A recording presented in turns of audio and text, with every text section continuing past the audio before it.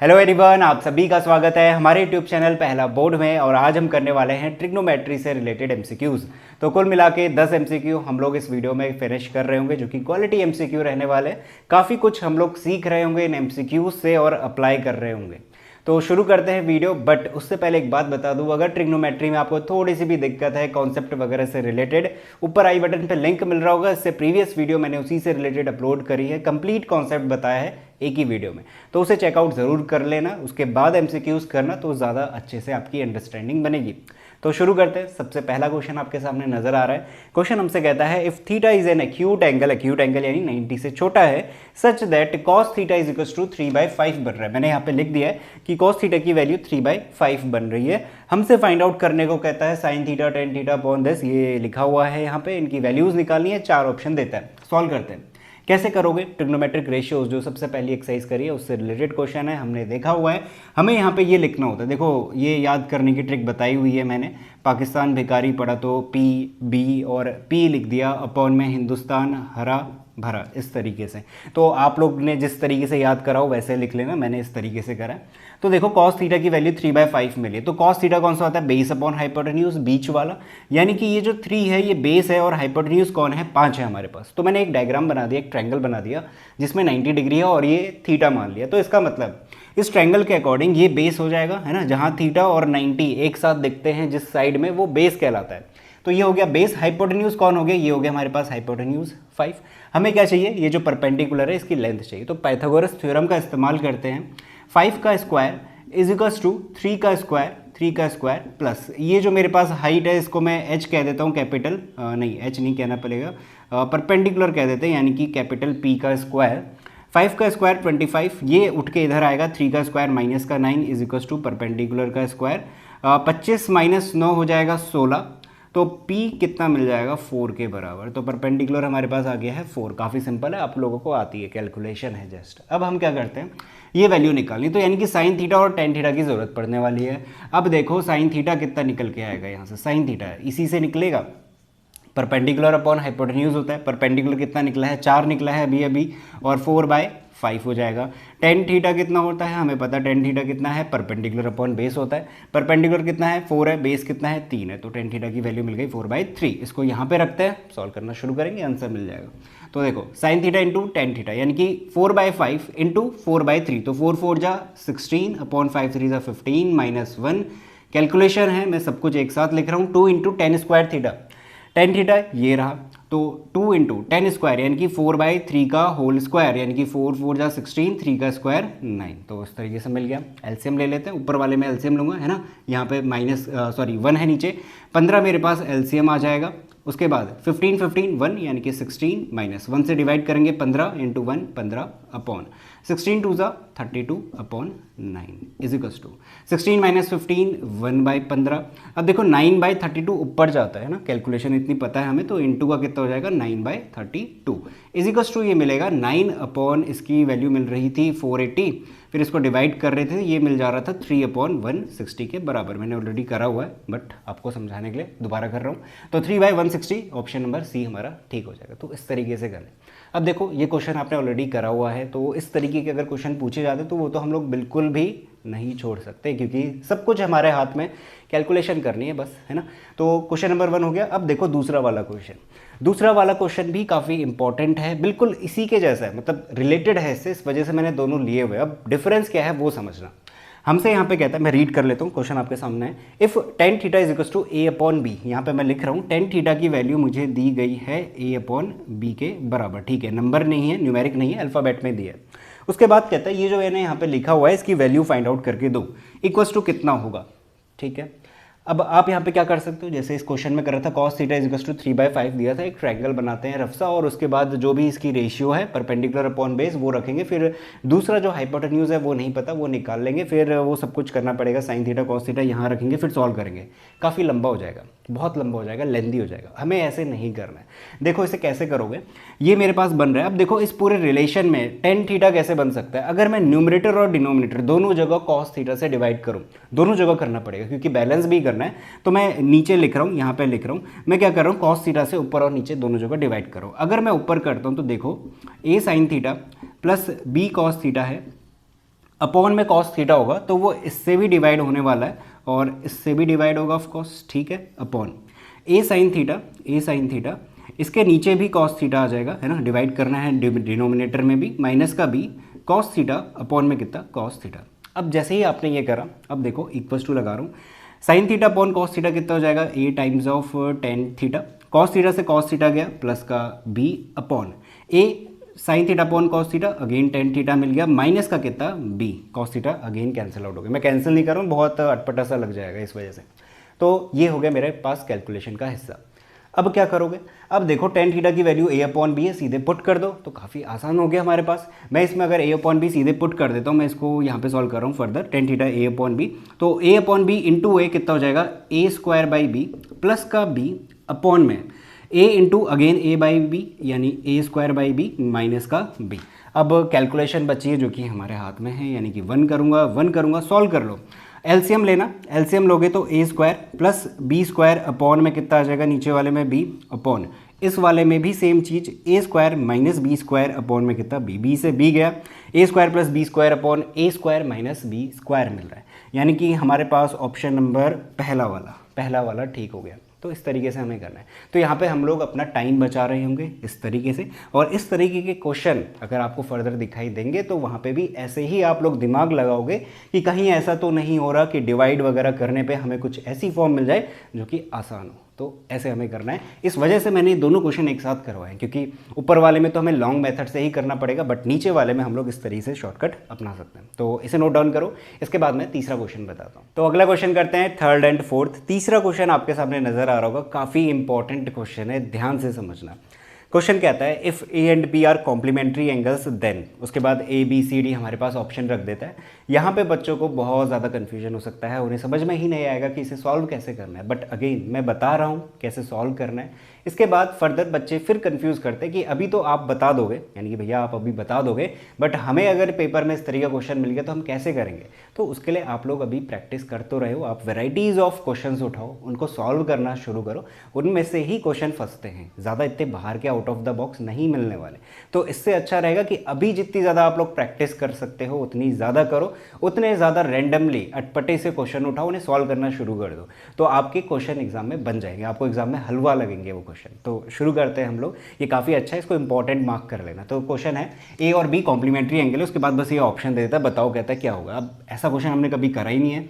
तो देखो a plus b is equals to complementary है, यानी कि मुझे गिवन है कि ए प्लस बी 90 के बराबर है ना, सिंपल सी ये बात है। अब देखो ध्यान देना, हमने इस तरीके का क्वेश्चन पहली जो एक्सरसाइज है ना वहाँ पे करा हुआ है एक्चुअली, बट डायरेक्ट ये नहीं है, इससे मिलता जुलता है, आपको याद आएगा देखना। यहाँ पे है a plus b is equals to 90 degree. मैं एक काम करता हूँ, यहाँ पे मुझे दिख रहा है कि ए और बी इक्वल्स टू के इधर उधर पड़े हुए हैं, है ना। तो मैं एक काम करता हूँ, इस बी को इक्वल्स टू के उधर फेंक देता हूँ या रख देता हूँ। ए इज इक्वल्स टू कितना हो जाएगा, 90 माइनस बी हो जाएगा, ठीक है। इतना काम पूरा हुआ हमारे पास। अब हमने एक चीज़ जानी हुई है क्या, कि अगर मैं दोनों जगहों पे साइन लगा दूं, कहने का मतलब अगर मैं इसको ऐसा लिख दूं, sine A is equals to sine 90 minus B, हो सकता है किन्हीं बच्चों को याद आ गया हो कि इस तरीके क्वेश्चन हमने करा हुआ है एक्सरसाइज में, किन्हीं को नहीं आया होगा, तो कोई बात नहीं, आप बस इसे देखते रहो, ऐसा भी हम लोग कर सकते हैं। तो sine A is equals to sine 90 minus B हो गया। अब इसके बाद कुछ नहीं बचा, हमें पता है कि साइन 90 माइनस बी किस में चेंज हो जाता है, कॉस बी में चेंज हो जाता है ना। 90 माइनस ए की फॉर्म में दिया हुआ था, हमारे पास आइडेंटिटी है, मैं यहाँ पे लिख रहा हूँ साइन 90 माइनस ए का मतलब होता है एंगल, इस बार बी पढ़ा हो, इस बात से कोई फर्क नहीं पड़ता, वो जस्ट नाम है। तो साइन का नाम हो जाता है कॉस और ए लिख दिया जाता है। तो यानी कि मैं यहाँ पे लिख रहा हूँ sine A is equals to कितना, कॉस बी। तो मेरे पास ये रिलेशन निकल के आ रहा है। अगर मैं साइन लेता हूँ तो यहाँ पे देखना, यहाँ पे sine is equals to sine B दिया है, ये नहीं हो सकता। कॉस है is equals to cos B दिया है। अब एक बात सोचो, यहाँ पे मैंने साइन लगाया हुआ था तो मुझे ये मिल रहा है। अगर मैं कॉस लगा देता हूँ, कॉस ए, मैं यहाँ पे लिख रहा हूँ cos A is equals to cos 90 minus B मिलेगा। अब कॉस 90 माइनस बी अगर आप कर रहे हो तब भी तो नाम चेंज होने वाला है, बट यहाँ पे तो नाम सेम रह रहा है, ये भी नहीं हो सकता। यहाँ पे भी नाम सेम रह रहा है, ये भी नहीं हो सकता। यहाँ पे शायद मैंने दोनों ऑप्शन सेम कर दिए, बट जो भी ऑप्शन है मैं यहाँ पे दोबारा से लिख देता हूँ। 10A is equals to 10B है, ये वाला 10A is equals to 10B है। तो अगर आप 10 का भी लोगे तब भी नाम चेंज नहीं हो रहा, नाम सिर्फ आखिरी वाले में चेंज हो रहा है। इसका मतलब अगर मैं यहाँ पे ये जो मैंने साइन लिया हुआ था, अगर मैं यहाँ पे sec a कर देता हूँ और यहाँ पे भी sec 90 माइनस बी लिखेंगे, sec 90 माइनस बी चेंज होता है कोजेक b में, तो इसका नाम कोजेक में चेंज होता है। तो देखो रिलेशन मिल गया मुझे, sec a is equal to कितना, कोजेक b, तो ये वाला जो ऑप्शन है ये ठीक होगा। तो इस तरीके से हमें करना है, और ये वाला क्वेश्चन हम कर चुके हैं, इस तरीके का है, बट ये इस तरीके से हमें सॉल्व करना है। तो काफ़ी आसान है, बस आपको कुछ चीज़ों का ध्यान में रखना है, जैसे मैंने बताई है वैसे अप्लाई करो, सॉल्व हो जाएगा।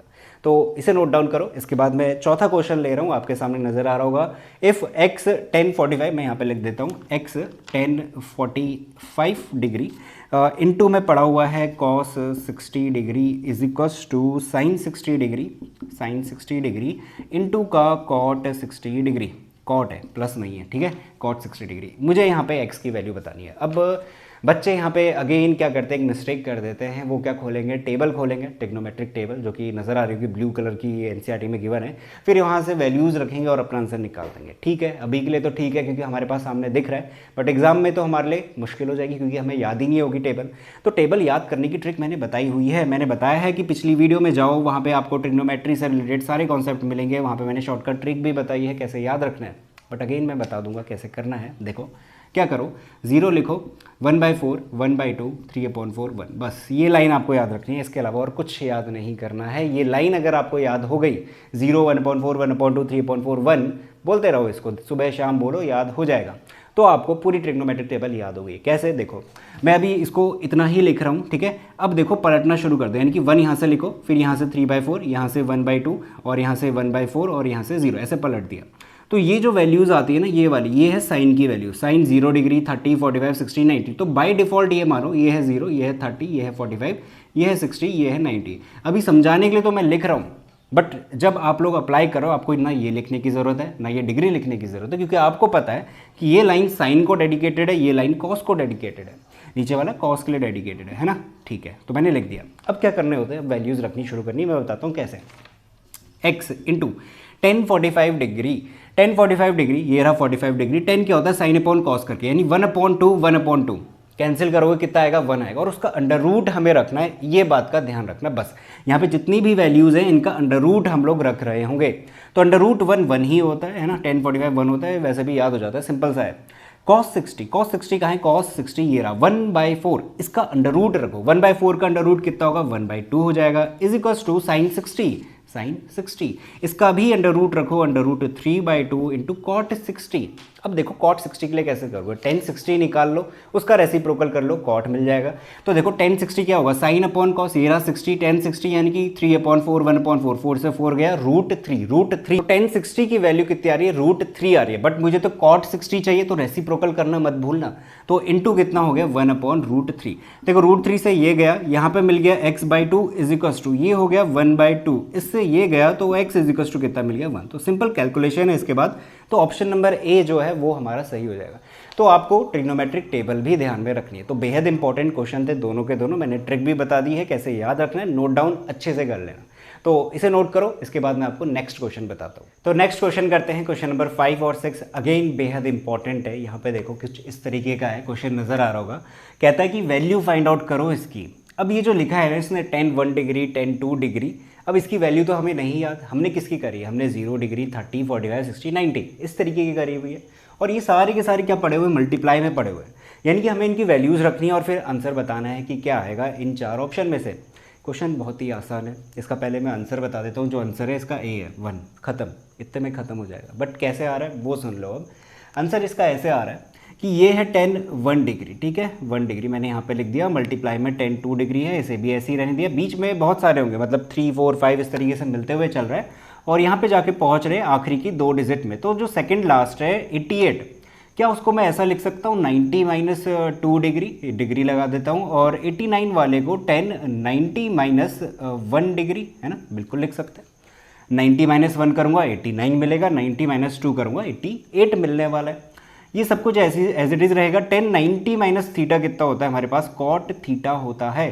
थीटा बोलूँ या फिर ऐसा बोलूँ, देखो 10 90 माइनस ए की वैल्यू कितनी होती है, आपकी एनसीईआरटी में इस तरीके से लिखा गया है और ऐसे ही बताया जाता है।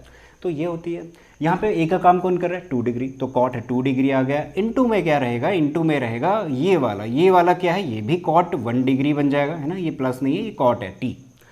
अब यहाँ पे क्या हो रहा है, यहाँ पे हो रहा है tan 1 डिग्री, यहाँ पे हो रहा है tan 2 डिग्री। सब कुछ मल्टीप्लाई में पड़ा हुआ है, बीच में भी मल्टीप्लाई में है, और बीच के जो आखिरी वाली हैं यानी कि और थर्ड लास्ट फोर्थ लास्ट इस तरीके से वहाँ पे भी सेम इसी तरीके से कॉट में कन्वर्ट हो जाएगा।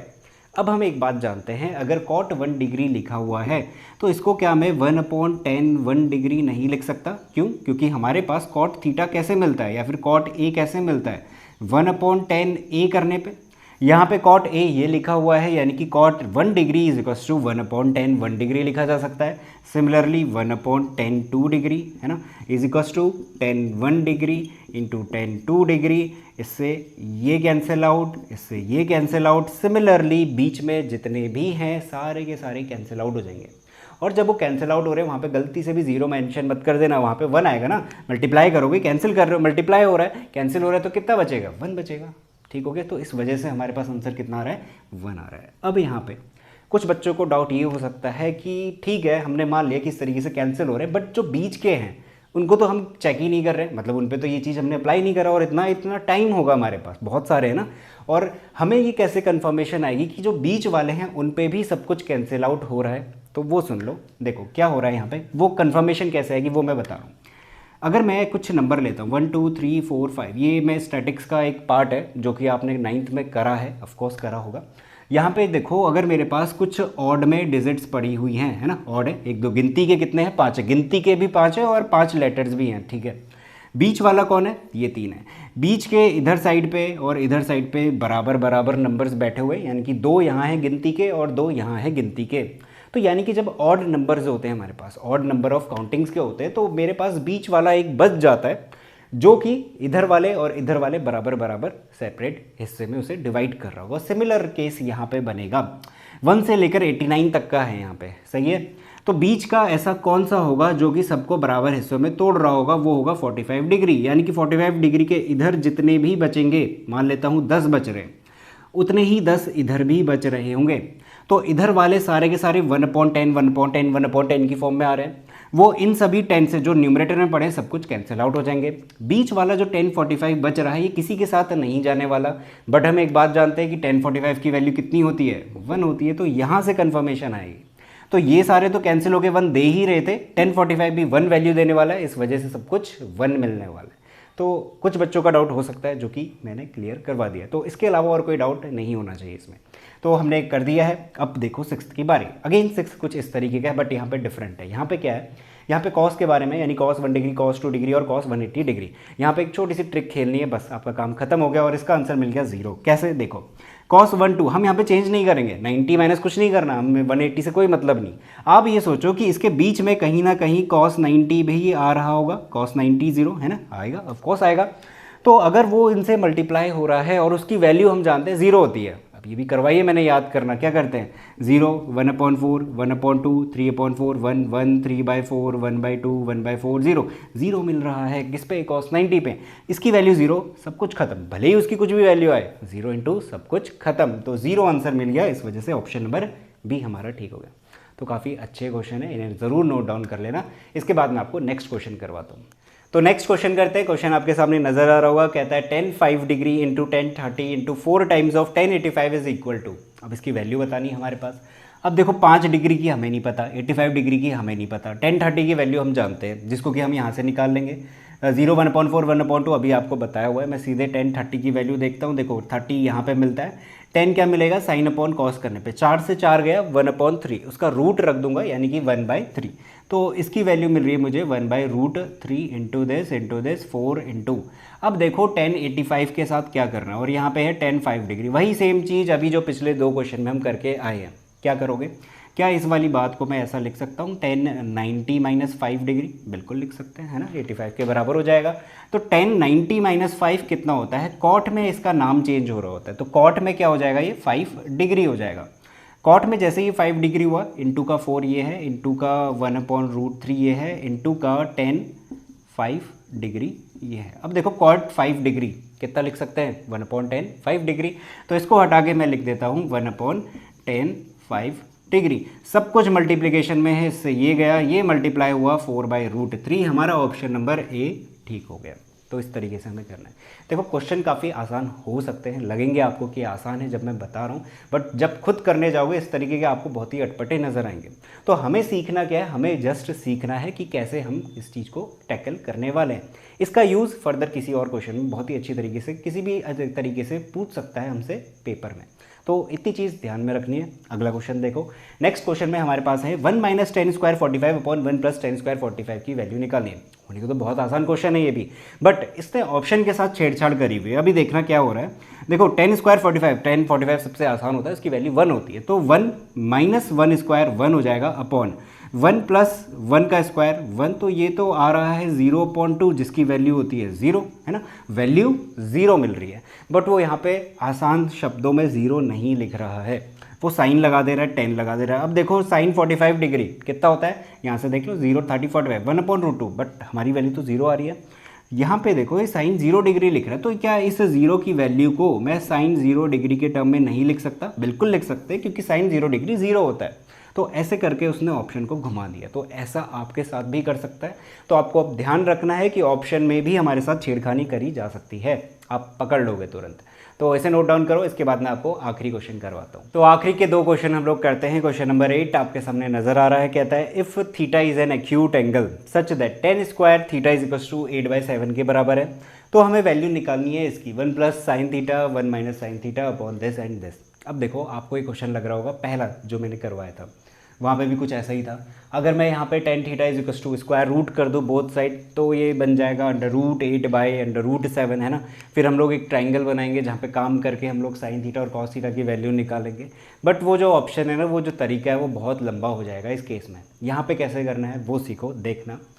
tan square theta is equals to 8/7 है, ऐसे ही पड़े रहने दो, कोई छेड़छाड़ मत करो। हमारे पास ये फॉर्मूले होते हैं, आइडेंटिटी कहते हैं। आखिरी जो एक्सरसाइज है वहाँ पे मैंने बताया हुआ है sin square theta + cos square theta is equals to 1, और बाकी के जो हैं वो भी इसी तरीके से याद करे जाते हैं। अगर आपको देखना है तो अगेन वही वीडियो जो आपको चैनल पे मिल जाएगी जहाँ पे सारे कॉन्सेप्ट बताए, उसे देख लो जाके। तो ये वाला जो दूसरा फॉर्मूला है ना, 1 + tan square theta is equals to sec square theta, इसका इस्तेमाल करेंगे। अब कैसे इस्तेमाल करना है वो देख लो। क्या है हमारे पास tan स्क्वायर थीटा है, यानी कि अगर मैं लिखूं लेफ्ट साइड पे 1 + tan स्क्वायर थीटा, यानी कि 8/7 डायरेक्ट लिखा जाएगा, स्क्वायर वगैरह मत करना गलती से भी। sec स्क्वायर थीटा के बराबर है, ठीक हो गया। सॉल्व करते हैं, एलसीएम लूंगा 1, 8 + 7 बन जाएगा 15/7, ये मेरे पास मिल गया sec स्क्वायर थीटा। ठीक है, बहुत अच्छी बात है। बट हमें क्या चाहिए, हमें तो साइन चाहिए और कॉस चाहिए। यहाँ तो sec स्क्वायर मिल रहा है, तो कैसे कन्वर्ट करना है अब देखना। कॉस और sec के बीच में रिलेशन होता है, क्या होता है, sec theta is equals to 1/cos theta होता है। ठीक है, अगर मैं दोनों जगह स्क्वायर करूंगा, यानी कि यहाँ पे भी ऐसा भी रिलेशन होता है, ठीक है, स्क्वायर कर सकते हैं। तो sec square theta is equals to 1/cos square theta. इन दोनों को मैं इधर उधर भेजता हूँ, यानी कि रेसिप्रोकल कर देता हूँ। तो cos square theta is equals to 1/sec square theta हो जाएगा, यानी कि 1/sec स्क्वायर थीटा की वैल्यू यहाँ से 15/7 रखी, तो ये हो गया 7/15। तो मेरे पास cos स्क्वायर थीटा ये मिल रहा है। ठीक है, अभी भी काम पूरा नहीं हुआ है। अब मैं sin स्क्वायर थीटा निकालता हूँ। देखो ये जो पहला रिलेशन है sin square theta + cos square theta is equals to 1 के बराबर, ये इसका यूज़ करते हैं। cos स्क्वायर थीटा इतना मिल चुका है 1, यानी कि sin स्क्वायर थीटा प्लस कितना 7/15 इज इक्वल्स टू किसके 1 के बराबर। cos स्क्वायर की मैंने पहले ही वैल्यू रख दी। sin square theta is equals to 1 - 7/15, LCM लेके सब्ट्रैक्ट करोगे, ये आ जाएगा 8/15। तो मेरे पास जो sin स्क्वायर थीटा की वैल्यू आ रही है वो आ रही है 8/15, cos स्क्वायर थीटा की 7/15। अब यहाँ पे पुट करो, देखो कैसे, यहाँ पे तो साइन और साइन दिख रहे हैं, हमें तो स्क्वायर मिला हुआ है। यहाँ पे आप लोग एक फॉर्मूला लगाओगे, a + b a - b, इसको आप लिख सकते हो a स्क्वायर माइनस का b स्क्वायर, यानी कि sin स्क्वायर थीटा, और 1 का स्क्वायर 1 हो जाता है, इसलिए मैंने सिर्फ 1 ही रहने दिया है। दूसरे वाले में भी 1 - cos स्क्वायर थीटा आ जाएगा। अब देखो वैल्यूज़ रख दो यहाँ से, sin स्क्वायर थीटा ये रहा, तो ऊपर रखूँगा 1 - 8/15, और नीचे cos स्क्वायर थीटा की वैल्यू 7/15, यानी कि 1 - 7/15। ऊपर एलसीएम ले लो 15, 15 - 8 होगा 7/15 अपॉन, नीचे ले गए 15 - 7 8/15, 15 से 15 गया 7/8, हमारे पास आंसर मिल गया। हो सकता है कैलकुलेशन में जल्दी कर रहा हूँ, बट आप लोग इसे नोट डाउन करो, अच्छे से करना, आपको आ जाएगी, कोई खास बात नहीं, एलसीएम वगैरह ही तो लेने। तो 7/8 हमारे पास आंसर आ गया, यानी कि ऑप्शन नंबर 8 हमारा ठीक हो गया। तो इस तरीके से हमें सॉल्व करना है। तो काफ़ी कुछ सीख रहे हैं हम लोग हर एक क्वेश्चन में। ज़रूरी नहीं कि हम लोग वही लेंदी तरीका अपनाएं, थोड़ा सा हम लोग शॉर्टकट अपना सकते हैं, आइडेंटिटी का यूज़ कर सकते हैं, बस आपको वो आइडेंटिटीज़ याद होनी चाहिए। तो तीनों मैंने लिखवा दी है इस वजह से।